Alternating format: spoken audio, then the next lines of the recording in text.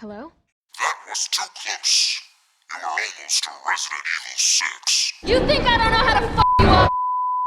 It wasn't too long ago when Resident Evil climbed its way back up to the top of the gaming food chain, starting anew with Resident Evil 7 and then striking gold with Resident Evil 2 Remake right after. For a few years it felt like Resident Evil had finally learned from its mistakes. All of this came crashing down once again with a modern rendition of Resident Evil 3, which released in 2020 to mixed reception and a whole lot of controversy. A year and a half later, with Capcom having confirmed that they've moved on from Resident Evil 3, it seems that however a large part of the fanbase is yet to do the same, with discussions still surrounding this title even as we speak. What has changed for some, however, is the lens through which the game is looked at, and as time goes on, the discussion seems to be evolving from an almost exclusively negative criticism to one that's a bit more subdued in its anger and a bit more open to some new ideas.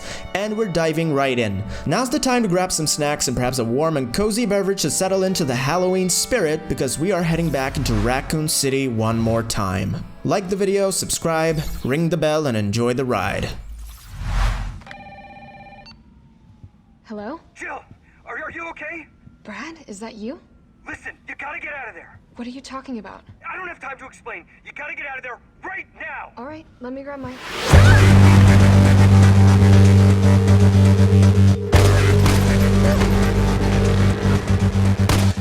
The city is completely cut off, isolated. Most of the 100,000 civilians will wind up dead, or correction, undead.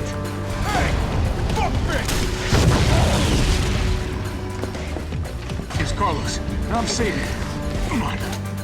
UBCS killing your own people? With a punch. There's your sense of self-preservation. It's my turn, bitch!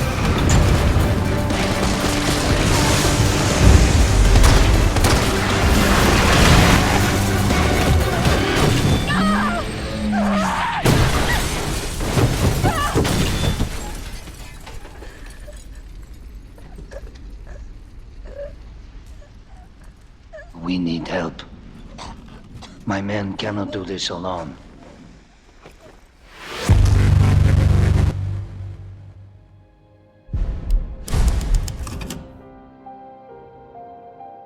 Expectations and context are everything when it comes to reviewing or simply expressing one's thoughts in a video game, and I think that not too many games are good at highlighting the importance of such a sentiment as much as the Resident Evil 3 Remake. The community of Resident Evil 3 Remake likely falls into one of two camps. On one side you have a group of new fans jumping into it with an entirely fresh perspective unbounded by the shackles of pre-established expectations and emotional stakes. On the other side you have a mixture of fans whose expectations have already been set in stone by some previous Resident Evil game that has already set the benchmark for each individual's satisfaction. There were those whose benchmark was either measured primarily by the quality of Resident Evil 3 Nemesis, tracing all the way back to 1999, or the Resident Evil 2 Remake that had just released over a year prior to this one, back in 2019. And last but not least, there were people like me who expected Resident Evil 3 Remake to stand toe-to-toe with both, if not other titles as well. I feel it is important to make such a distinction between the two camps because depending on where I, as someone expressing my thoughts on a subject matter, and you, a dear viewer who's kind enough to click on the video and hopefully give this video a chance to hear out some of the points I want to get across, there's a good chance that my expectations and context could be drastically different from yours. And therefore for this video, I will be looking at Resident Evil 3 Remake from both sides of the fence as much as I can, both as a standalone title and also as a reimagining. I know I call it Resident Evil 3 Remake, but that's just so everybody understands which game I'm talking about, and it just makes things a lot simpler, so let's go with that. As a standalone title, Resident Evil 3 was a decent game with a terrible price at launch and a runtime that is more what you'd expect from an expansion pack or a paid DLC. It came with a multiplayer mode nobody really cared for, forcefully bundled into the title as an attempt to make the price seem more appealing, an attempt which in my opinion doesn't do nearly enough for it to feel justified. As a remake to a beloved classic, the new Resident Evil 3 has even less redeeming qualities, and it fails spectacularly for many different reasons. Despite having dropped the subtitle Nemesis from the 2020 re-release, it seems that Resident Evil 3's legacy has somehow undergone the exact same fate as the once titular tyrant himself. What was once a hulking menace stalking the streets of Raccoon City with unprecedented brawn and intellect for a bioorganic weapon, Nemesis' pursuit to eliminate the STARS members would ultimately lead to his demise, becoming an empty husk of his former self, devoid of any intellect and strength and destined to be a mindless blob whose only means of preservation is to cling to a relic of the past like a leech and feed on whatever remaining substance was left behind. In a similar fashion, Resident Evil 3 the game itself has perfectly mirrored that story arc, making its debut in 1999 as a frighteningly excellent installment full of innovation and smart gameplay design choices, only for the 2020 retelling to end up as a hollow, empty shell of the masterpiece that it once was. Before we move forward, I'd like to make an important distinction. Resident Evil 3 isn't a terrible game because it's disappointing. It's actually a good game and fun while it lasts. As a longtime fan of Resident Evil, any criticisms I've made and will continue to make come from a place of wanting to see the franchise do better. It's as simple as that. The original Resident Evil 3 also happens to be how I got into the series. It's also one of my favorite Resident Evil games, and really enough it wasn't because of nostalgia, but because nowadays I've grown to appreciate how ahead of its time it truly was. Resident Evil has done miracles over the past 25 years, and while this franchise hasn't really outdone itself since Resident Evil 1 and 4 on the GameCube, there's a little bit of me somewhere deep down that still hopes for the series to have another lightning in a bottle under its belt, even though at this point it seems like that might take a while, if it ever even happens at all. I genuinely believe Resident Evil 3 Remake could have been that lightning in a bottle, and that's why I wanted to analyze this game as a prospect of what it can be rather than what it already is. There isn't a single valid negative criticism that everyone else hasn't tackled already. I have nothing more to add to the negativity, and instead I wanted to take the discussion somewhere different. I want to use this opportunity in this, whatever you want to call it, a review or an analysis video, to talk about the prospect of an expanded re-release and how it could redeem itself. This is obviously just speculation and wishful thinking, but given how a few rumors about a possible Resident Evil 3 Nemesis Edition were circling around the internet not too long ago, I think these rumors may have opened up the discussion about Resident Evil 3 once more, and I feel that this is the way that I want to chime in. It wouldn't make sense to talk about Resident Evil 3 as having the potential to be great if it didn't do anything right. This video will be split into chapters, and for each chapter I will be first going over what Resident Evil 3 does well, perhaps even tremendously well, and then proceed to conclude each chapter with the shortcomings that plagued the experience for many, such as myself.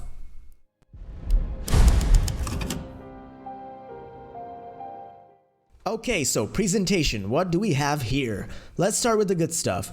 This might sound a bit weird, but to me, if I had to choose which Resident Evil game looks the best, it would ultimately be a showdown between the two remakes. I get that Village is technically the most graphically advanced game in the series, with ray tracing and all, but something about its visuals feels like it's lacking a certain polish, if you will, that edge and cinematography that the recent remake seems to have perfected. Resident Evil 3 is quite a different beast from Resident Evil 2, but at least in the presentation department it tries to refine what was already working. Well, at least some of it.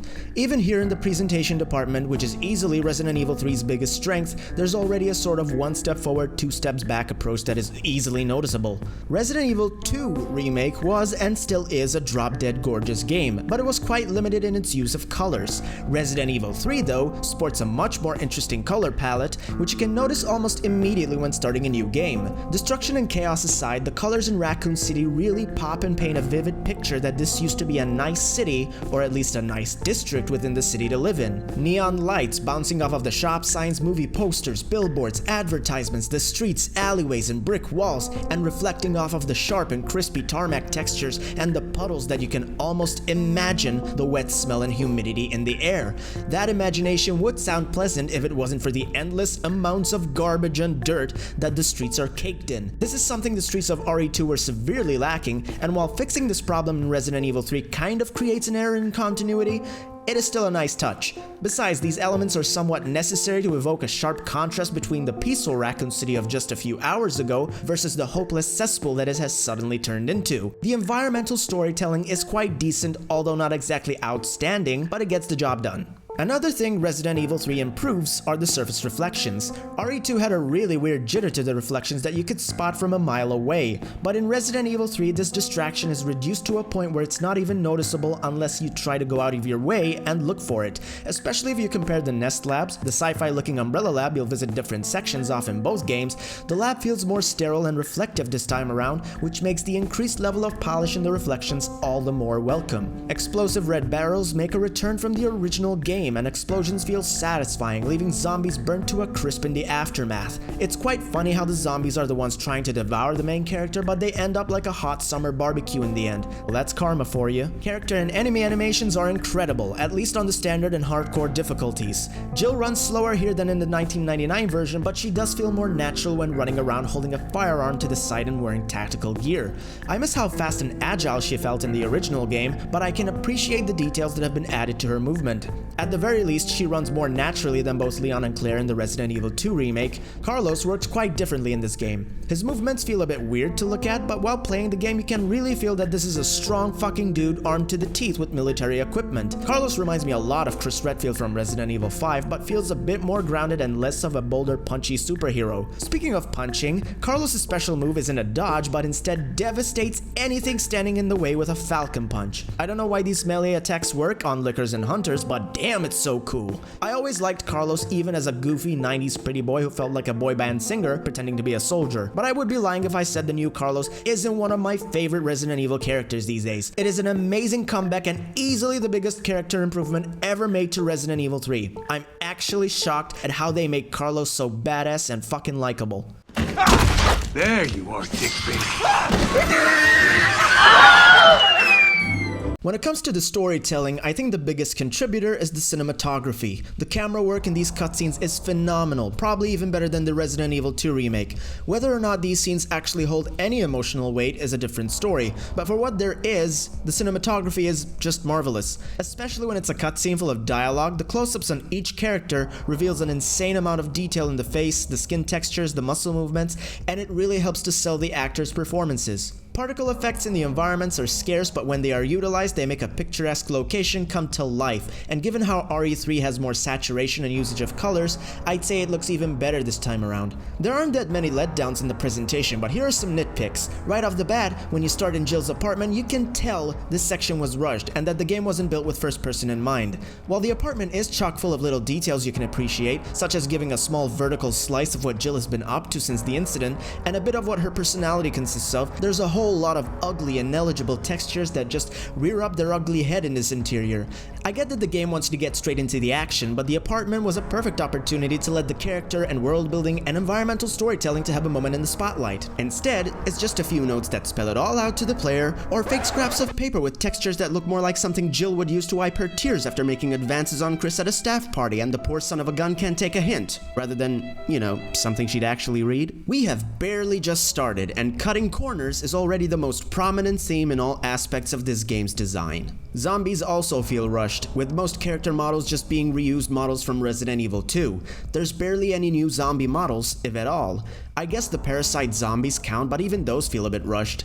Unlike the Las Plagas parasites in Resident Evil 4, these don't really feel like they add anything to the zombie encounters in Resident Evil 3. Even the way they are designed feels stiff and crusty instead of organic, which is kinda weird because these are supposed to be parasites. That's not to say that all enemy designs look bad. The Hunter Gammas look repulsive in all the right ways, and I honestly love how they've been redesigned as a cross between the original Hunter Gamma and the Gravedigger that's sadly missing from the game. That being said, I appreciate how at least the Gravedigger's design lives on in the Hunter Gammas to create something new. Hunter Alphas make a comeback and they've never looked more menacing. Their skin and claws have never looked more tough as nails than this, and it makes my skin just crawl. The biggest graphical downgrade from Resident Evil 2 is without a doubt the reduction of gore and dismemberment. And if you've watched my review for Resident Evil 2, you just know how crucial this little detail was to make the encounters with the undead feel immersive as humanly or unhumanly possible. Even the blood splatter and the bullet decals feel greatly reduced this time around.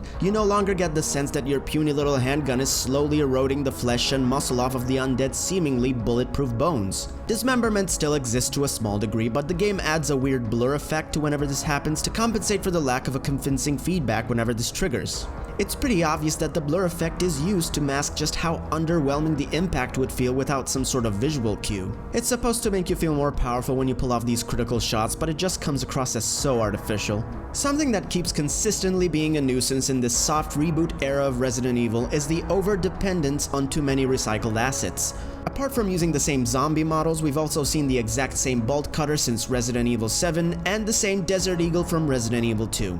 Swapping the iconic Smith & Wesson revolver for just the same old generic Desert Eagle is honestly a blasphemy. The prospect of seeing that revolver make a return alone was enough to get me hyped for this game. This is a weird one, but zombies look weird as shit from a distance. Their animation frames seem to drop the further away they are and start looking like a stop-motion picture. I've seen this issue in other games such as Dark Souls 1, down, but not to this degree. It seems quite obvious that these animation frames and the lack of gore were sacrificed to improve the frame rate, but the end result is a performance that somehow still feels rough even at 60 frames per second. During some of the downtime, another downgrade that you can notice are Jill and Carlos's in-game character models, and this has more to do with the face and the lighting. As some of you already know, characters in cutscenes tend to have stronger facial animations and look way more lifelike, even if you can't tell the difference or notice the transition in some games between cutscene and gameplay. Resident Evil 2 and 3 do this as well, but weirdly enough, Resident Evil 2's in-game models have a lot more detail to the faces and don't suffer nearly as much as they do in 3. Jill and Carlos's faces look rigid and poorly lit in some places. The eyes just don't feel realistic in the moment-to-moment gameplay.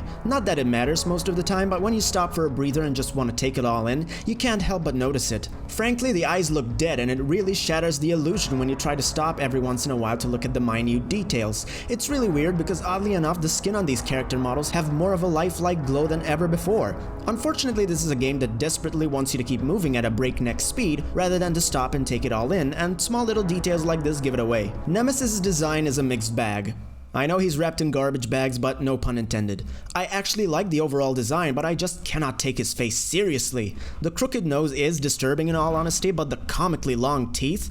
The dude just looks like he swallowed a grand piano. I'm surprised that Jill doesn't try playing Moonlight Sonata on his teeth whenever he keels over.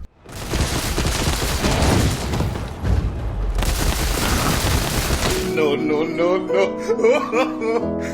I'll conclude the presentation analysis with the smallest nitpick, and that is clipping and collision detection. Some zombies and even Nemesis himself can be seen clipping their limbs through walls and doors. I feel like that never happened with Resident Evil 2 Remake, but I could be wrong. Anyway, that wraps up the visual side of things, but as we all know, in video games, you can have all the visual spectacle in the world and it would mean nothing if not for the other half of the equation. Time to look at the auditory side of things.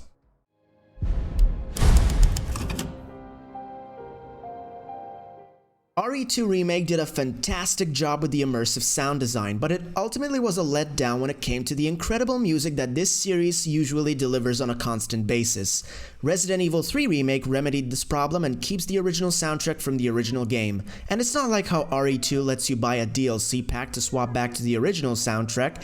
Resident Evil 3 actually went back to the drawing board and remastered the original soundtrack, giving it a more modern and streamlined feel to what was already there. These were already some of the best soundtracks ever put to a Resident Evil game, and they still hold up today.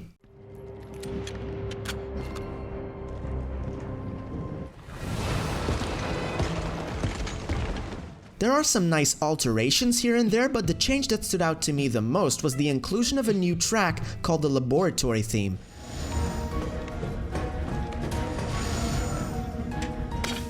I was surprised at how well it fit with the rest of the music, and it's actually one of the best tracks in this remake. That and the newer and more extensive ending theme. The original ending theme sounded very 90s, and the newer one feels like it has more depth to it. It starts off lighter and more minimalistic, but by the end it packs a meatier and a punchier sound, which I now prefer over the original by a landslide, and I adore the original. I think the only real step back from a musical standpoint is that it lacks those calmer, moodier, and even ominous tracks that served as tension buildup between the more bombastic and frantic tracks, and now it just sounds constantly frenetic and bombastic all the time. Overall, it's a bit too fast-paced for my liking, but at least this is still the same good old music from before.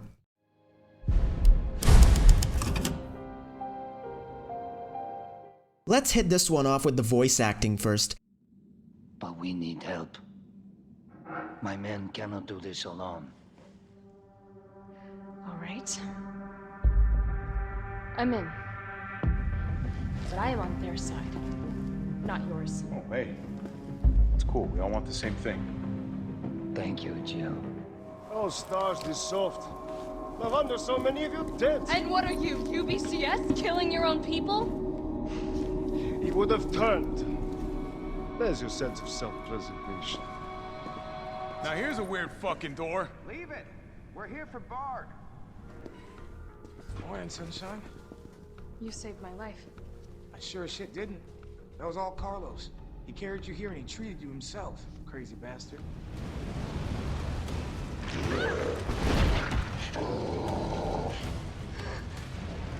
The cast is well-rounded and the performances vary from good enough to amazing. Nicole Tompkins as the lead character Jill brings an air of rebellion and ferocity against the corruption in Raccoon City, and that while I think the attitude she brings to the role is a little bit uncharacteristic or deviated from the source material, those nitpicks have almost everything to do with the way the actors are directed and nothing to do with the voice actors themselves or their talent. And I honestly can't really deny that the voice acting for Jill is still incredibly well delivered, even if the delivery is not what I expected. I also think that Mikhail, Nikolai, and Tyrell's voice actors did a phenomenal job, especially Mikhail with some of the nuances and subtle inflections in his voice when you first meet him at the subway. But the one performance I particularly was left impressed by was Jeff Shine's performance as Carlos Oliveira. Carlos's character was always this half mercenary, half goofball womanizer, but now feels more like a well-rounded character with an element of ruggedness, charm, and charisma, and an overall range that wasn't as present in the original depiction. And I think the voice acting really brought this character back in the most refreshing way imaginable. And I've been wanting to see Carlos return to this series' timeline because of this one performance.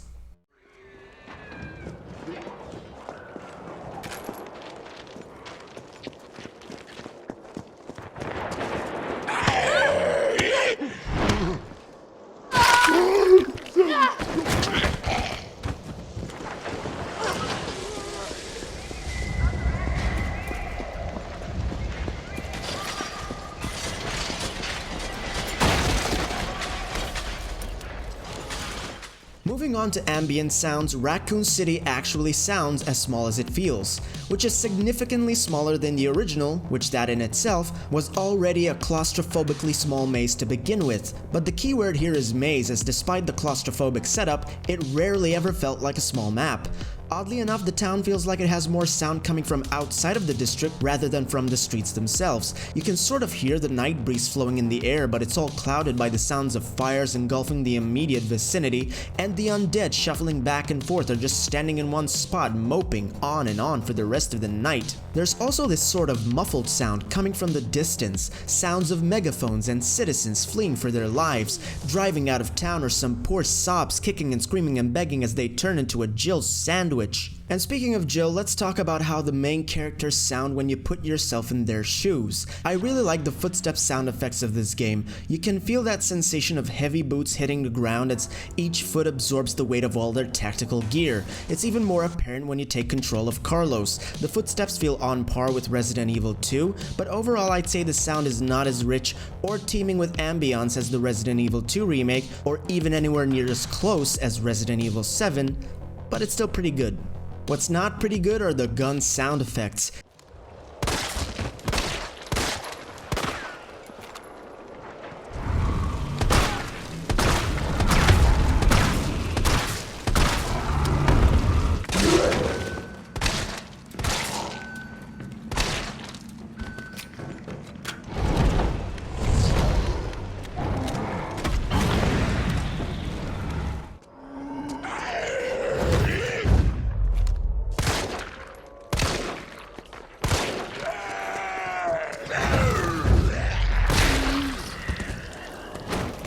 Since Resident Evil 7, these guns have sounded pretty tame, most notably the handguns, which sound less like handguns and more like someone shooting a spitball at the back of a classroom. The good news is that Jill's starting handgun actually sounds powerful this time, and it's the gun you'll have equipped for most of the game.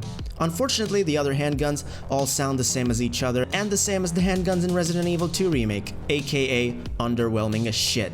Other guns do at least somewhat of a better job, such as the shotgun and the assault rifle. The grenade launcher also sounds decent, but even these are just the same sounds you've heard for the past 2 or 3 games, and they could really use some fine-tuning. And since we're on the subject on how you can tear these zombies 6 ways to Sunday, let's go back to the gore for a bit. The gore doesn't just look worse, it sounds worse. It used to sound squishy and gross, and you could hear the limbs slowly tear off and melt away. It was this unpleasant symbiosis between flesh and bones, and here it has been reduced to the simple sound of limbs just popping off. It still sounds aggressive, but again, it feels significantly toned down. The rest I'm about to describe aren't exactly complete negatives, they're like double-edged swords, so to speak. Because the music is so present in this game, it feels like this created the opposite problem of Resident Evil 2 Remake, where now the diegetic landscape feels diminished instead of the music. Reverb in particular feels lackluster, and it's quite noticeable when you turn the music off, meaning that this game was deliberately designed to have music be integral to the experience as a whole. It probably can be written off as just a stylistic choice, which you could say it is, but a heavier emphasis on sound effects to make the exploration part of Raccoon City feel a bit more immersive and organic, rather than have the location just be another disposable plot device, would have gone a long way. And last but not least, let's talk about Nemesis's voice for a second. The game makes an interesting change to make Nemesis sound a bit more animalistic and as if it's wrestling with its own cognitive inhibitions as it chases you down alleyways and stares at you through toy store windows. I think it was an admirable attempt, but given what I have to say about him when I get to the story, I think that making him sound more like a beast with a deviated septum takes away from the far more intimidating human side of him. I think that the fear factor always stemmed from how the original Nemesis was clearly an experiment gone horribly wrong, but oddly enough retained a level of intellect and awareness and still somehow sounded like his human side was always in control and carried a sense of immense power and command through the voice that had you at all times feeling like you're nothing but a stain on the bottom of his shoes. Sadly, this attempt to humanize the scariest monster of the franchise just didn't work, and just feels like it misunderstood the essence of what made him remarkable in the first place.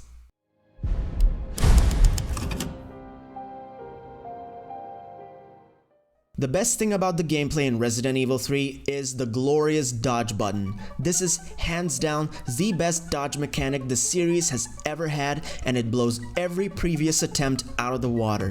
From a gameplay perspective, you'll soon come to notice that Resident Evil 3 takes heavy inspiration from the Souls games. The dodge button is a dead giveaway, and I'm really glad it translates so well from one of my other most favorite franchises of all time to this one. I'm really glad Capcom looked at From Software of all studios for inspiration, because weirdly enough, I remember back in 2015 when Bloodborne came out, the first thing that came to my mind was how well its overall mechanics could translate into a Resident Evil game. Perhaps it was the whole aesthetic of demented villagers gathering around a burning corpse smack dab in the middle of the village a la Resident Evil 4 that sparked this imagination, but seeing this actually ended up happening in some capacity is like an absolute dream come true. The dodge is finally at a point where punishment and mistakes are mostly my fault and not the game's fault. You do end up unlocking bonus items that help with the timing of the dodge, but there's more. You get new guns, defense and offense buff for completing challenges, which I'll get to later, but back to the dodge, on standard and hardcore difficulty, it's pretty forgiving. Not to mention, a perfectly timed one ends in this awesome slow motion where you get to lock on aim for a few seconds to pop some heads off. It's easily the most satisfying gameplay mechanic in the game. It works so well that even the Nemesis fights feel better this time around, making the game more dependent on skill and agility instead of luck and probability. I wouldn't say that the remake has better boss fights, they're nowhere near as cleverly designed as the original game. Two of the boss fights even feel like copy and paste, but the moment-to-moment gameplay loop when fighting the Nemesis in Resident Evil 3 Remake is, in my opinion, leagues above any fight you would have with Mr. X from Resident Evil 2, which makes the reduction in Nemesis encounters throughout the whole game all the more disappointing. And here's where everything truly falls apart. Raccoon City lacks a sense of exploration. It's been dumbed down to 2 parallel streets and a few buildings. Raccoon City might look stunning this time around, but it's just shallow. It looks like a city in ruin, but what it really is one of the least interactive set of corridors and rooms this series has ever had. It's not like a semi-open world wouldn't have worked for this game either. The Evil Within 2 came out 3 years before Resident Evil 3, and it has everything Resident Evil 3 does not. A small city full of abandoned buildings and houses you can search for secret items and weapons, and to witness tragic stories of the unlucky residents. Resident Evil 3 does offer a small glimpse of the latter through notes left behind by a few people, but like most things it tries to bring back from the original, it just feels tacky. It was a perfect template for how to reinvigorate Raccoon City, to breathe new life into it and sculpt it into the masterpiece that it deserves to be. I mean, doesn't it just suck to know that Mr. X is more Nemesis than Nemesis, and that the Evil Within 2 is more Resident Evil 3 than Resident Evil 3 itself? This shallow experience is then bogged down even further with unbalanced difficulty and some questionable gameplay design features. Standard and hardcore are way too easy. In fact, hardcore is the same difficulty as standard difficulty in Resident Evil 2 Remake. Then on Nightmare and Inferno mode, the difficulty is just stupidly hard. And by stupidly hard, I don't mean that it's challenging at all. It simply means that it's hard to beat for very stupid reasons. These difficulties just seem to crank up the enemy's animation speed to a point where it just looks silly, and to increase their health pool by a ridiculous amount and just call it a day. The harder difficulties seem to care more about testing your patience and tolerance for bullcrap instead of your actual skills and reflexes. Enemies don't have a wind-up animation, which means that when these harder difficulties slide up the animation speed, there's almost no way you can tell when the next attack is coming. Nothing shows how poorly implemented these difficulties are like the final boss. When you go up to the Nemesis in his final form, you can notice two things. A, this boss is completely broken. These modes were designed to be beaten with bonus items from the shop, and B, holy crap, is that the Bed of Chaos from Dark Souls 1? Really? You seriously picked the hands down worst programmed boss in the entirety of the Souls series and thought that was a good idea for a boss?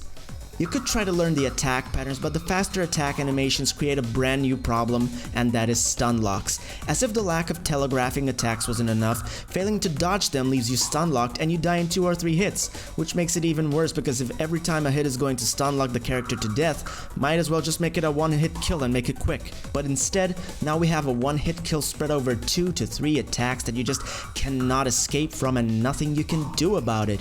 Nothing screams genius design in video games like passive and boring, am I right? This passivity also bleeds into another gameplay mechanic, one that's missing. Resident Evil 3 for some reason ditches the defensive items from Resident Evil 1 and 2 Remake. I don't understand why one of the best mechanics in the series keeps getting sidelined. This simple mechanic opens up entirely new ways of strategy and planning. I get that it's probably done to not make Jill feel like she's overpowered, but cutting out the defensive items is never the solution. This omission didn't work with Resident Evil 0, and it sure as hell did not work here. Instead, when you get grabbed by a zombie, all you do is just mash or hold a button to take less damage. It's the exact grab animation from Resident Evil 2 Remake, but now you take more damage and you need to hold a button just to take the same damage as the previous game? I mean, seriously, who the hell thought that would make zombie grabs more interesting? I'll tell you what would have been interesting: the defensive items! Ammo crafting in this game is nowhere near as in-depth as it used to be in the original. The game even cuts out a specific ammo type known as the freeze rounds and replaces them with mine rounds. And for some reason, these are almost obligatory for later boss fights, which means there isn't much leeway with this ammo type, and it makes the options for how to play the game even more rigid, as if removing RNG from how items spawn wasn't enough. Even the puzzles are almost cut out entirely. There's only 2 easy puzzles and that's it. Kind of ironic since Resident Evil 3 Nemesis had some of the most clever puzzles in the series, but whatever, who cares, right? It's not like puzzles are an integral part of Resident Evil. Oh wait, they are. And without a shred of a doubt, the worst choice Resident Evil 3 ever made is that it left out the best part of the original game: the clock tower. It seems the clock tower was intended to just be seen from the outside and not be an actual building you can explore. I don't know if that should be reassuring because the intended vision wasn't compromised and that it wants to be something different, or to feel a void knowing that since the clock tower was neglected from inception to release, this just proves that the reimagining just didn't understand or cared about what made the original such a classic. It feels like it just took things from the past and then passed them off as nothing more than Easter eggs and pretending that by virtue of self-awareness this should somehow shield the game from criticism. It's one thing to be a bit behind 2 games from the same generation, but being inferior to the original from 1999, that's 4 console generations ago. That's 3 older games outdoing what this game should be doing, and one of them being itself from 21 years before. I could try to come up with some clever joke about how this game sounds like another Ryan George pitch meeting, but unfortunately, the jokes just write themselves.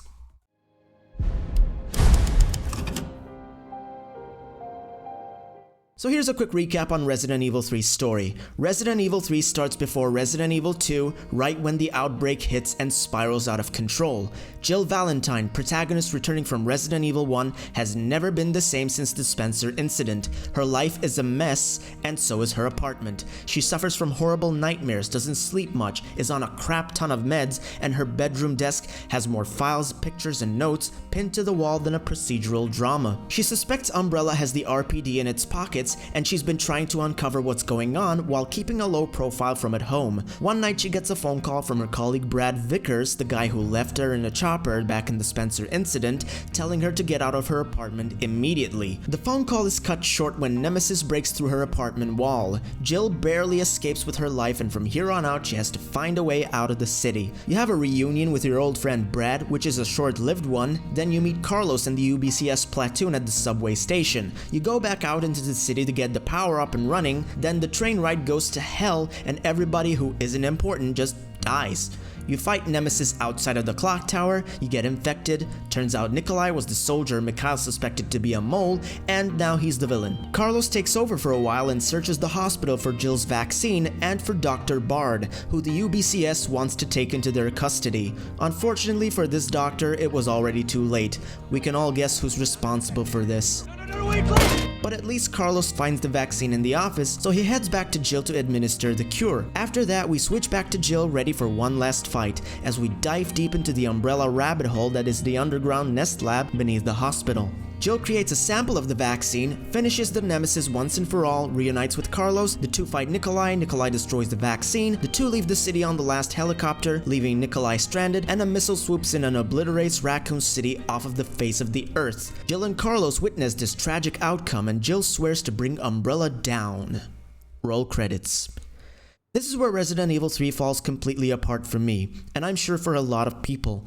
Resident Evil 3's story does the biggest mistake a reimagining could ever make. It takes the original story into a different path, but the end result is a what-if scenario that does everything differently and yet offers no compelling reason to change or even challenge the source material. None of the changes feel necessary, interesting, or even worth experiencing. Let's start with the UBCS. The UBCS soldiers are more likable thanks to their improved performances and stunning motion capture, but weirdly enough these soldiers feel more disposable than ever before despite being given more screen time. And since we're talking about UBCS, let's focus on Carlos for a moment. Carlos is hands down the best character in the game, but even he feels like another disposable character written in the script just to serve Jill as a supporting character. It's quite odd seeing a character get an incredible reinvention and yet still be at odds with the script. It's like it's fighting against his potential to be something more. Take for example this scene where he tells Jill that she saved him first. Carlos, I know we didn't get off to a great start, but thanks for the save. Hey, you saved my ass first. You're a hell of a lot braver than me. Flash news, that's not what happened. Here's Carlos, and I'm saving you. Come on, let's get you someplace safe. The script completely ignores this plot point just to make Jill seem more important. Not only does this show that it's full of plot holes, it also shows that it's forced. If that isn't a plot contrivance, I don't know what is. Even the opening section back at Jill's apartment, the script already feels haphazardly written. It shows all these hints to her backstory and her character, even showing her dreams as if psychological horror will play a big role into her story this time around. But no. The story never touches on this subject again, and when she does have nightmares, it's just for shock value. It adds nothing to the game. The game somehow even managed to ruin one of the most iconic death scenes in the Resident Evil franchise. Brad Vickers was destroyed in the original game. Absolutely butchered and humiliated in front of his own colleague. And this wasn't done without purpose. Brad's death had to be cruel and disturbing because it functions as the introduction to Nemesis. It shows you that he is ruthless and that he is to be taken seriously. If this is what he can do to Brad, imagine what he will do to you. The remake changes this scenario completely. Now when he meets Jill, Brad doesn't last 5 minutes without getting bitten at the same bar from the original and sacrificing himself to save Jill.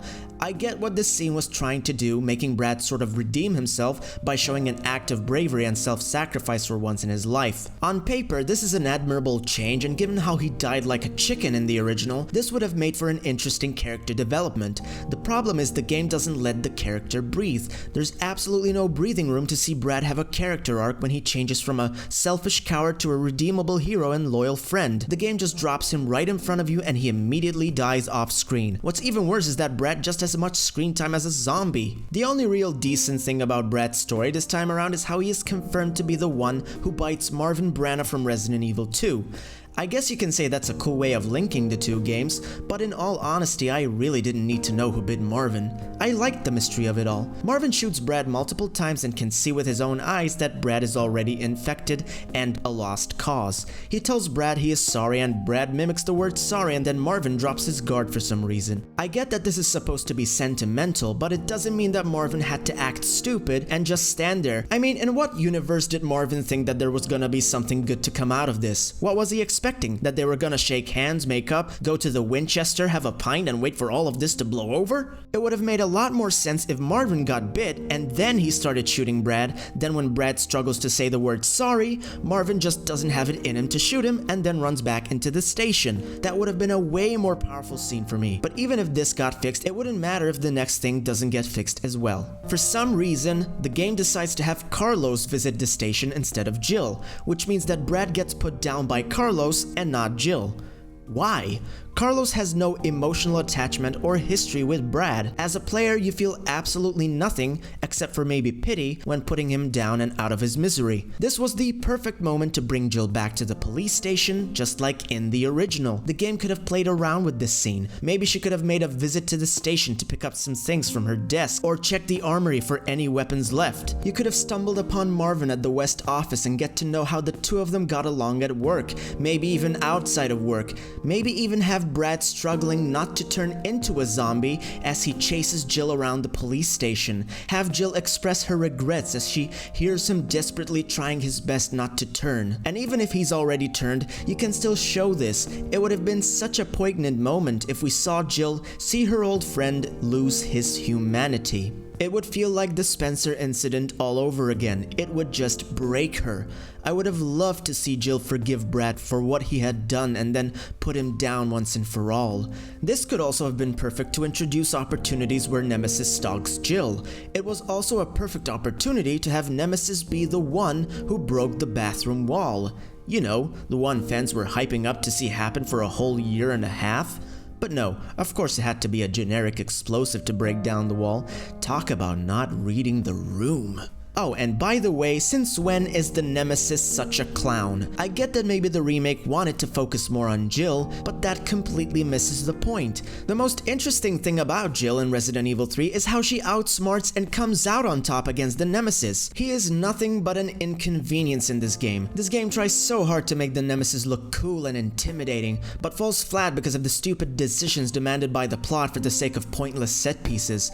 In the introduction scene alone, Nemesis is stopped by a bookshelf. Instead of chasing Jill in the apartment, he stops to grab a chunk of the ceiling and tries to hit her with it, but instead ends up destroying the corridor he's in, and the whole roof caves in on him. And then we have a scene where he walks towards Jill's car at a snail's pace because we need the shot to look cool and cinematic. And then when Carlos appears, he somehow manages to catch a rocket missile from behind his back, but then fails to catch the one that he can actually see coming straight to his face. Because who needs logic? You couldn't have failed more at making Nemesis a competent villain if you tried, and it was so easy to understand after this why the word Nemesis was omitted from the title name. If you think one dumb villain was enough, well, how about two dumb villains whose collective IQ equals that to the amount of calories you'd find in a bottle of water? Enter Nikolai Zinoviev, the UBCS soldier with an ulterior motive.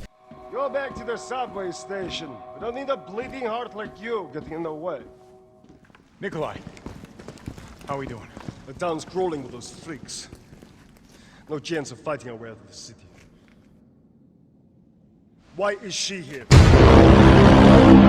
Nikolai is apparently a triple agent, juggling between working with the UBCS to contain the outbreak, gathering the combat data for Umbrella, and at the end of the story, convoluting itself even further by introducing a third party who seems to want the vaccine and all traces of the virus eliminated. Once again, we have another instance where Resident Evil gets carried away with its writing and thinks that by convoluting a character's motivations, then it somehow automatically means that the character will come across as smart and cunning. When in reality, it's the exact opposite. Introducing more variables just makes Nikolai's actions more questionable. Just like the Nemesis, Nikolai just keeps letting the main characters live with no compelling reason to do so whatsoever, with his actions then finally culminating into the dumbest conclusion for a villain arc. It's as if these villains are constantly trying to outdo each other's stupidity.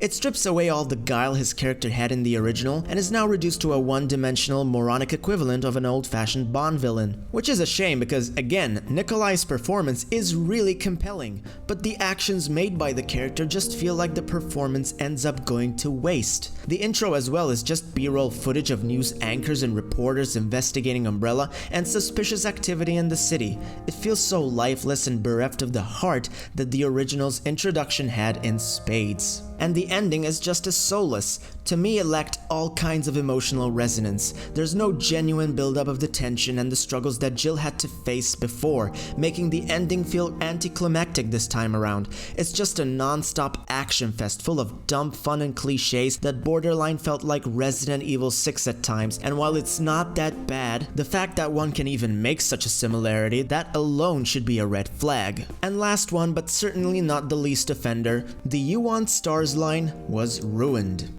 Come on, you creepy ass stalker! You want stars? Ah! It's almost as if the game is metaphorically telling you that it's taking that iconic line and everything else you loved about the original and then beat it to a pulp until all of it is devoid of any essence.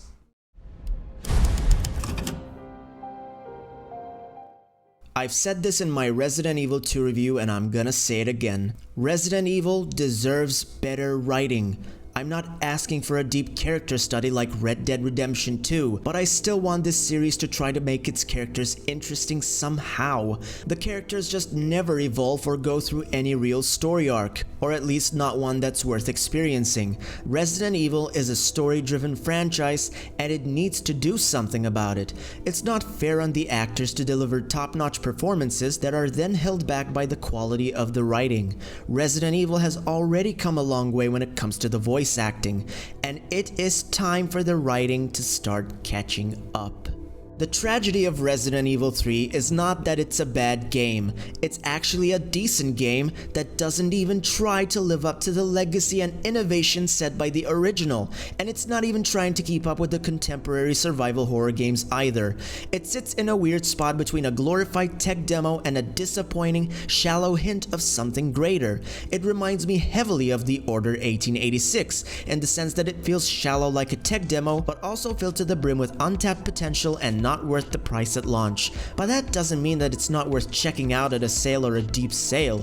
But just like with that game, Resident Evil 3 still leaves a bad taste in people's mouths to this day. It's a constant reminder of all the missed opportunities. But unlike the studio that made the Order 1886, Capcom hasn't been bought by someone else. There is still time and a chance to set things right. I'm sure Resident Evil 3 has once again sparked a lack of confidence about where the franchise is headed, and in all honesty, I don't believe Resident Evil Village made this lack of confidence go away. I just don't. Some of the flaws here have bled into that title as well, and honestly, I care more about what can be done to fix this game than I care about where the series is headed next. Resident Evil 3 Nemesis is the unsung hero of the franchise and wrongfully accused of not being a true sequel to Resident Evil 2. It is one of the best games in the franchise, and using that as a template would mean that there's potential to take what worked back then and out of it create another one of the best Resident Evil games ever made.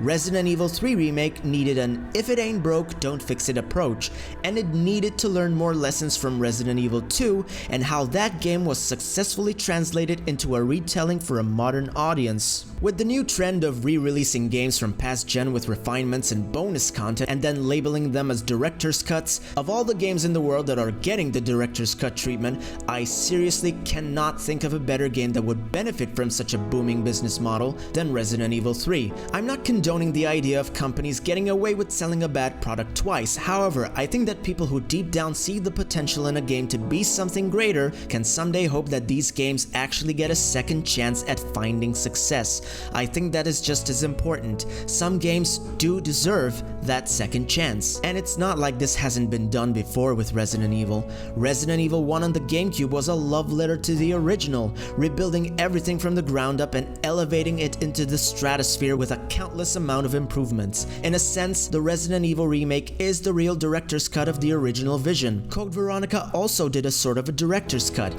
It breathed new life into the game by releasing a superior version on the PlayStation 2 with some significant story changes and expansions, and then rebranding it as the name Code Veronica X. With the endless rumors of a Resident Evil 3 Nemesis Edition constantly being thrown around, I think it is time the new Resident Evil 3 reinvented itself in a similar fashion.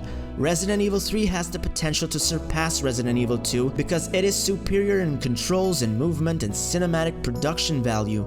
If it takes advantage of this current gen, it can bring back the impressive gore, the use of defense items, to bring back the clever puzzles, the immersion, to make the Nemesis actually feel like the Nemesis by making him constantly stalking you wherever you are, similar to Mr. X in Resident Evil 2. Resident Evil 3 also has the potential to surpass the Evil Within 2's semi-open world level design, to bring back the fun of backtracking through Raccoon City, and hopefully through the entirety of Raccoon City instead of just a couple of streets, to inject unpredictability and better replay value, to calculate both the risk and reward of exploring places that are optional, but perhaps offer something new worth the trouble, to uncover new secrets and new lore, new stories that make Raccoon City finally feel like a living, breathing world, a world that gives you chills and haunts your memories. Raccoon City is one of the most memorable locations in horror culture, often compared to the haunted place that is Silent Hill.